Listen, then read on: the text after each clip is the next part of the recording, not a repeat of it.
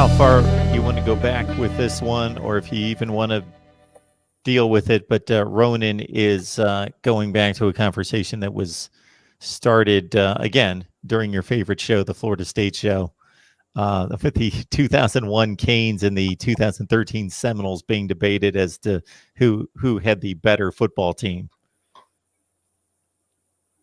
Now, before you continue, Wholesome One, if you have anything to say on this, and this is not to say that these publications know what they're talking about. I'm just citing sources.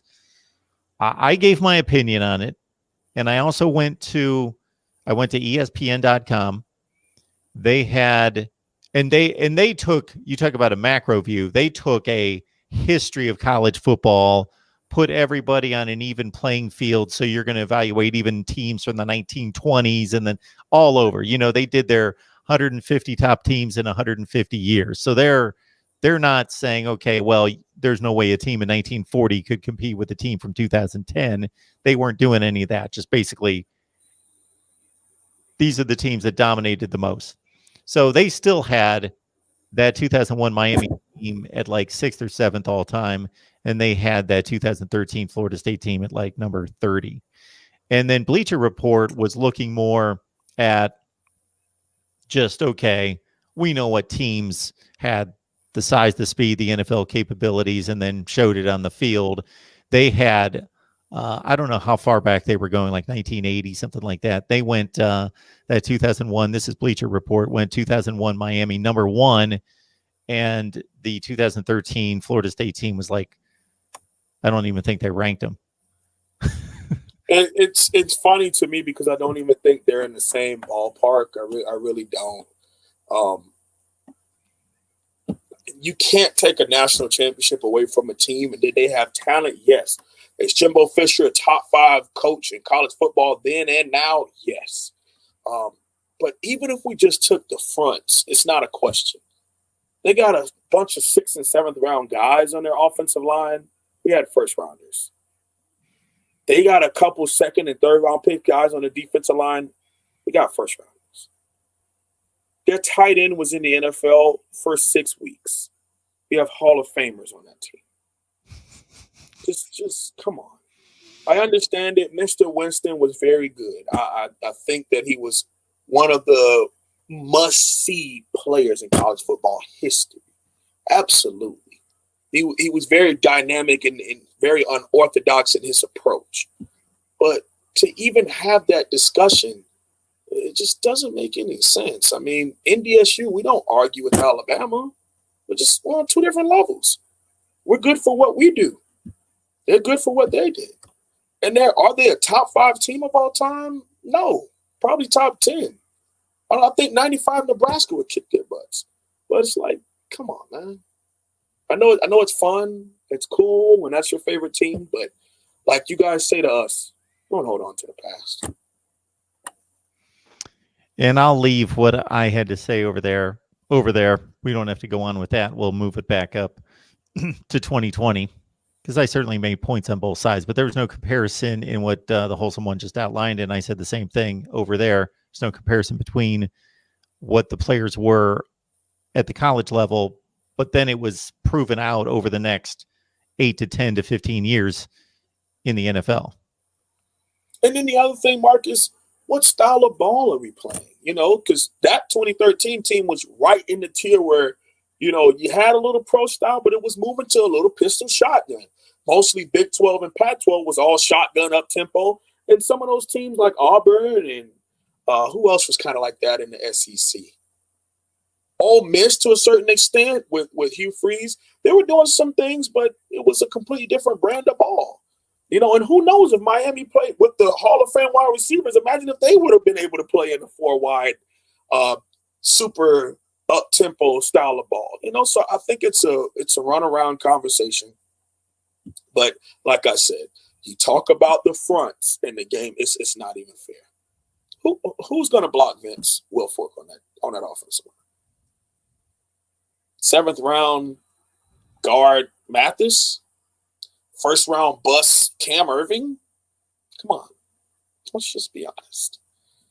But like I said, We don't have to spend a lot of time there because it's irrelevant, very irrelevant, and God forsake them. So. It sounds like an opportunity for me, is what it sounds like. I need to break down these two teams and post a video because it sounds like a lot of people are going to watch it.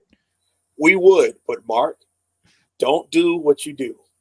When you come at our fan base, because you know we're going to go ballistic, you're going to get 400 comments. Don't do it. Don't do it. Me and you both know. What you're assuming I'm going to say that Florida State 2013 was better? I'm assuming that you would do it because you knew how we would respond to it. You might even do it in the intro, and then at the end go, I'm just messing with you. Everyone knows the 2001 kid. Like, you would just do something like that because you're Mark Rogers.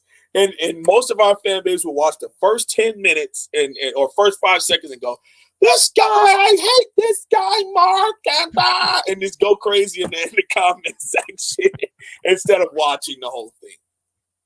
Yes, I pissed some people off just with the title, and I'm like, you obviously, based on your comment, did not watch the video.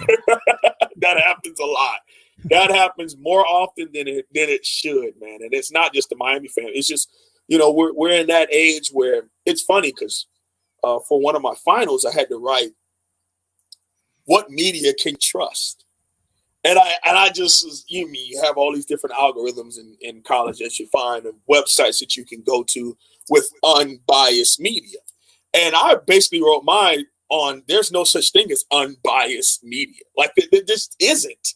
It's no way in the world that us as human beings cannot have some bias in any shape, form in our opinions. And true journalism is going to always have a bias to it.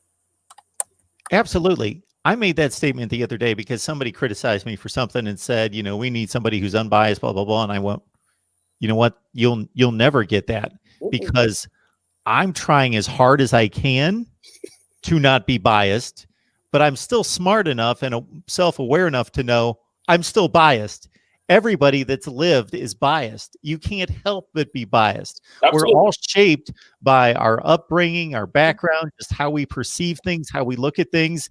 Even in a situation like, here's 2013 Florida State, here's 2001 Miami, I have no dog in the fight. And I'm still going to look at the numbers and the play. And even if I go back and look at the games and everything, I'm still going to be tilted one way or the other just based on my remembrance of the games and how I look at things. Right. Even if I will try my best to slice it perfectly even, but I won't. I'll skip, and I couldn't even tell you which way it would be, but it's just impossible. Everybody that's lived, you have a bias. Absolutely. And like you say, I've always spoken on opinions are shaped by experiences of you or others that you know. That's just how it is. I mean, for me as a black man, there's something that me and you could watch the exact same thing. Well, my upbringing as a minority, as an African American, I'm going to have a different approach to little things.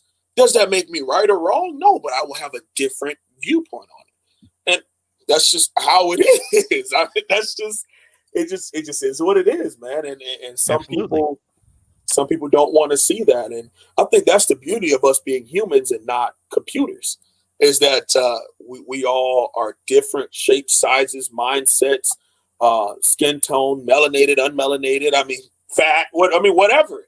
But we all have our opinions, and based on a lot of it is based on research. And that's the true part of journalism that I love, is to be able to sit and listen to other people's opinions, except for Tallahassee people, and just get where they're coming from and try to, in my mind, get how could they even get to that mindset, and once I figure out that it's complete and utter craziness, then I'll turn it off. But until then, I like to talk about utter craziness, Wholesome One. Just to give you one little comment that was made during this 2013-01 discussion, because other teams were brought into it too, is that it was said to me by a Florida State guy that I have on, well, Alabama in 2009, because I brought up various Alabama teams. Alabama in 2009 had the 42nd ranked offense in the country. And I said, okay, if you understand anything about football, I don't care. He obviously doesn't. I said, I don't care what their ranking was. If you're telling me that Alabama team had the 42nd best offense in college, they had the 42nd ranking because They blew out a bunch of teams and sat on the football. And there's you can't tell me that a team in college football that had Mark Ingram at running back, a complete NFL offensive line, and Julio Jones at wide receiver is the 42nd best Darius on offensive. defense. They can't be the Rolando 42nd McClain at linebacker. I mean, Drake Kirkpatrick. Yeah. But remember who you're talking to, Mark. Remember, do not forget who the people you're talking to. I heard somebody in the comment, didn't hear him, but I read in the comment section, I would love a Miami Tallahassee live. I'm not coming. Mark, I love you, but I refuse to share anything, a table, okay, a cafeteria. I already hate when they come on the football field and think that it's all right that they're on our football field. Nope. Have a great life and a terrible season. I would love to see both. Goodbye. Well, Cam took it on once. Yeah, and he tore the dude to shreds. That's the only time I will admit. The only time you ever got a chance to see me look at those guys is the Cam show.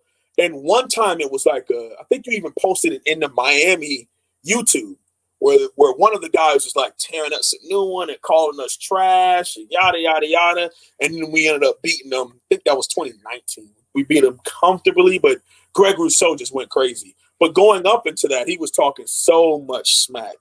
And, it's disgusting because one of the arguments that really gets under my skin, Mark, is when people who go to that school who are from South Florida say, most Miami fans didn't even go to Miami. Really? That's the argument we're going to start now? Are we arguing football programs or are we arguing institutions? Really? Exactly, because and that is stated on that other show that I do, the Florida State Show, all the time about if you didn't go to the school that you don't have a say, you can't voice your opinion. Well, first of all, we're all watching big time college football here, right? Well, if we limited being a fan to having to go to the school, you know what would happen to the sport? It would shrink down to almost nothing. That's all you would have. And all these other people watching college football would stop watching college football and it would shrink down to nothing and it wouldn't be on TV and wouldn't be celebrated and huge. Listen, the funny part about it is, Mark, it's kind of like in debate or just regular conversation when you're really giving it to someone calm and then they start yelling or screaming and they get all loud and disoriented and you're like, that doesn't change your point. Like you can do all of that theatrics, that doesn't change. Or when they start insulting you and you're like, like there's people who will be on my channel and they're like, what do you know about football? You're 300 pounds. It's like, what does that have to do with me explaining why our wide receivers suck? I just because I've never gone out and caught a ball in a real game, I don't know anything about football. So it's like they start using certain arguments, and it's weird, man. What was your ranking defensively? And then we tell them our defense was ranked higher. What was your total defense? And then what was your rushing? How many players did you have moving forward from that team? It's a bad program, and they should have kept Jimbo. And when they did not give any money to him, and for him to make a real staff, you saw how horrible that program really is. And I love every second of it. I wish them nothing but the worst. And if you look at their schedule for 2021, they're playing in their division, of course, which is Clemson. They're playing the two best teams in the other division, which is you and North Carolina. And they're playing Notre Dame and Florida out of conference. That's 5 losses already? Yeah, that's almost an automatic 0-5. And then they've got the Wake Forest and Boston College and the teams that have been beating them anyway to deal with. Louisville. They're going to drop a couple of those. And like I say, man, I just, they've had 3 or 4 good players in their history. That's pretty good. You got Prime Time, you got Derek Brooks, you got Work Done, and that's probably about it. So that's cool, man. I mean, No one on our end disrespects primetime. He's literally the greatest. He's arguably the greatest college football player ever.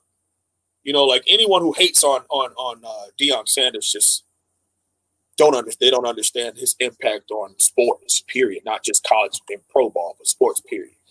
But yeah, that's it.